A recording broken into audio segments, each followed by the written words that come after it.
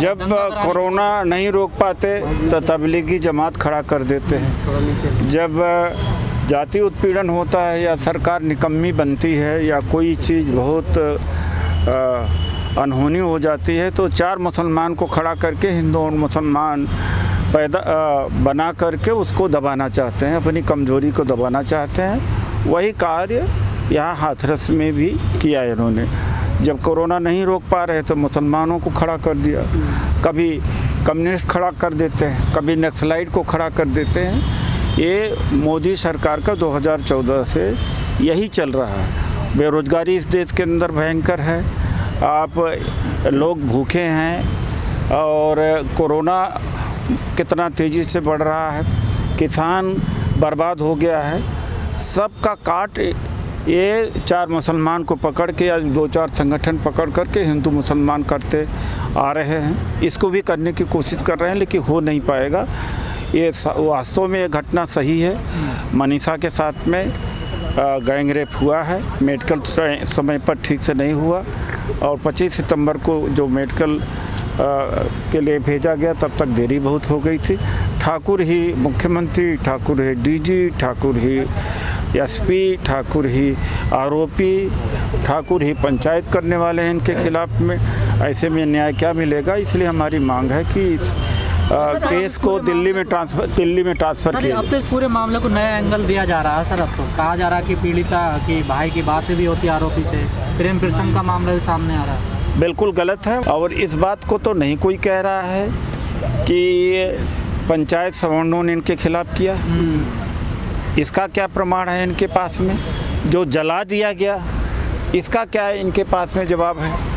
तो एक एक करके जो भी कुतर्क कर रहे हैं, सारे कुतर्कों में कोई दम नहीं। सर आप हाथरस गए थे, वहाँ का माहौल कैसा? कहा जा माहौल तो माहौल क्या, सारा दबंगों का गांव है और पुलिस प्रशासन भी उन्हीं के हाथ में है। चीफ मिनिस्टर भी उनका, डीजी भी उनका, एक ही परिवार है, दबा हुआ है कि एक ही जगह जैसी घटना जो है 3-4 स्टेट के अंदर हुई है तो सब लोग नहीं, फर्क है कैसे आपका? नहीं, एक फ़र्क है। उसको जिस तरह से जला दिया गया है और जिस तरह से 10 दिन तक उसको अटेंड नहीं किया गया है, ऐसा कहीं और नहीं मिलता है। घर के लोगों के सामने आप डेड बॉडी को पेट्रोल से जला दो, ऐसा किसी पे नहीं हुआ। दूसरी बात है कि उसके साथ में जघन्य अपराध 14 सितंबर को हुआ, तब जाकर के सरकार जगती है 24-25 को।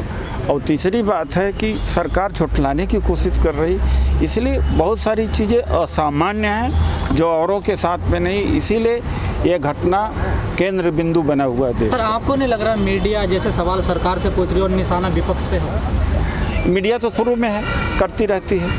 अब 8,000 करोड़ का हवाई जहाज़ मोदी जी ने खरीदा है, उसका सवाल नहीं किया। 500 रुपये का जो गद्दा है, ट्रैक्टर पर गद्दा है, उसको मीडिया पूछती है। 8,000 करोड़ आप जानते हैं किसी भी एक छोटे मोटे राज्य का बजट होता है। और पुरानी जहाज़ें जो हैं पूरा अच्छी हैं, दूसरे प्राइम मिनिस्टर भी इस्तेमाल करते रहते हैं। तो ये 8,000 करोड़ की बात नहीं पूछेंगे, 500 की बात पूछेंगे राहुल गांधी। समाज में जो क्रोध है, समाज में जो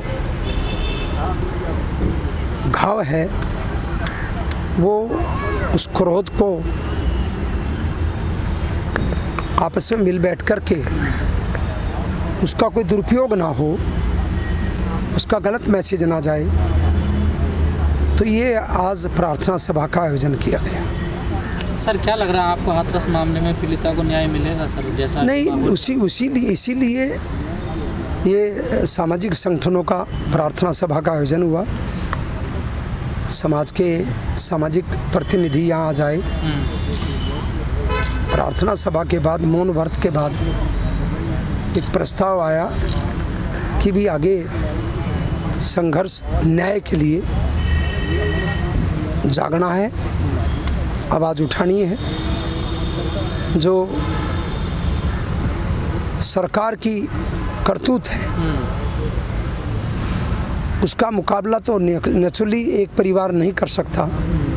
सारी समाज के बुद्धिजीवी और जो सामाजिक कर्णधार लोग हैं, उन सब ने मिलकर के आज प्रस्ताव पास किया है कि आने वाले टाइम में एक पंचायत का आयोजन होगा और उस पंचायत में बड़ा एक सरकार को जो करतूतेर जो आस नज़र नहीं आ रही है कि न्याय मिलेगा, उसके खिलाफ पूरे तरीके से एक रूपरेखा और उस मुकदमे को सरकार पर भरोसा नहीं है, उसकी जांच CBI से SCIT नहीं SIT से नहीं, सुप्रीम कोर्ट के रिटायर्ड जजों की निगरानी में और पार्लियामेंट की सर्वदलीय जो दल के लोग हैं, इसमें बहुत सारे दलित समाज के सांसद भी हैं, अन्य भी हैं। आपको नहीं लग रहा हाथरस मामले को पुलिस प्रशासन ने, मीडिया ने ऐसा एंगल दे दिया कि जो पीड़ित परिवार है उसी को आरोपी बनाने की कोशिश की?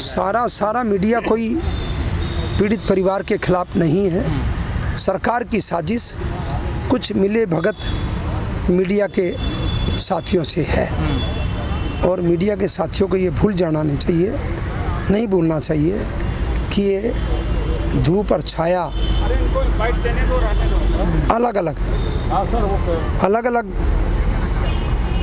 समय बदलता रहता है, सरकारें भी बदलती रहती है, लेकिन इतनी शोषण की सरकार, इतनी लोकतंत्र की हत्यारी सरकार आज तक ऐसी करतूत चाहे दलितों के साथ है, चाहे माइनॉरिटी के साथ है, चाहे किसानों के साथ है, सरकारी कर्मचारी के साथ है, मनीषा के साथ है, वंदना के साथ है, आज तक हमने ऐसी सरकारों का न्याय हमने नहीं देखा है।